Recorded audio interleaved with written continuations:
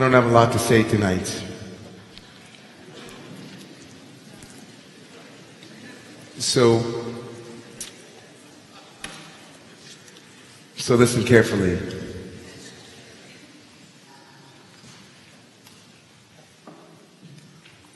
One of my favorite teachers and a dear inspiration for me throughout my spiritual life, my inner life, has been the poet Mark Nippo, whose book, The One Life We're Given, has been a guiding force for me. It's been on my journey for the past, during the month of Elul and now for the last few days of Tishrei, and will be with me for a while. And so I want to read a piece from him and connect it a little bit to tomorrow morning's reading. He writes in a piece called A Song for Pilgrims. I wanted to journey with a group of inner pilgrims over time, so I convened a small class of willing souls who agreed to gather 4 times a year. And we bonded quickly, he writes. And at each gathering we picked up as if no time had passed. And over time, each of us shared how we'd been forced by life to shed some form of mask in order to live closer to what matters most. We quoted the Greek poet George Seferis. I hope I got that right. George Seferis, who said, "Like a bird with a broken wing that has traveled through wind for years, I sleep and my heart stays awake." Like a bird with a broken wing that has traveled through wind for years, I sleep and my heart stays awake. Ani yeshena v'libi er, says the author of Song of Songs. I am asleep, but my heart is awake. And Nippo writes how the bird continues for years with a broken wing, and how the heart continues for years despite its breaks, becomes part of our inner vocabulary. Later on, he writes about how they would come together and instead of just quoting this beautiful poem, they would find a South American custom called Ai Dai, which is Portuguese for "and then." Regardless of the story that they told or the hardship that they conveyed, the custom in South American cultures that he quotes is for the listener to ask 3 times, Ai Dai, with a tone that implies, and so what does this mean? And so what now? And so what is your next step? And so what does that mean? What now? What is your next step? I'm inspired by this because my dear friend Dr. Aaron Leib Smokler sent out a beautiful teaching this afternoon from Yeshivat Maharat, the seminary for ordaining women in the Orthodox tradition, started by Rabbi Avi Weiss. And my dear friend Aaron is the director of spiritual development there. She sends out a weekly Parsha teaching, which is worthwhile to get on her email list.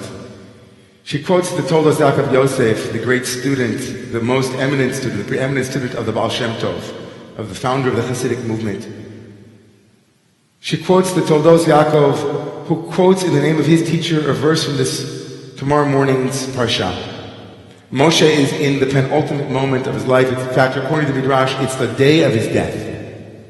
Vayidech Moshe, tomorrow morning we read about Moshe speaking to the people on his deathbed, almost.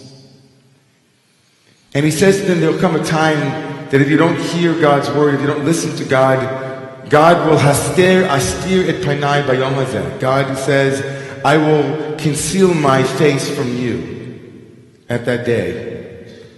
And the Baal Shem Tov, quoted by his student, picks up on the doubling of the concealment. Hastir astir. I will conceal my face. And the Baal Shem Tov says, it would be one thing for God to punish and say, I won't show you my face, but there will come a time when we will not only not see God's face, but we won't even know that God is hidden. And we'll give up even looking, says the Baal Shem Tov. There could be hardships and difficulties, not God's punishment, God forbid, but a sense that we can't find God no matter how hard we look.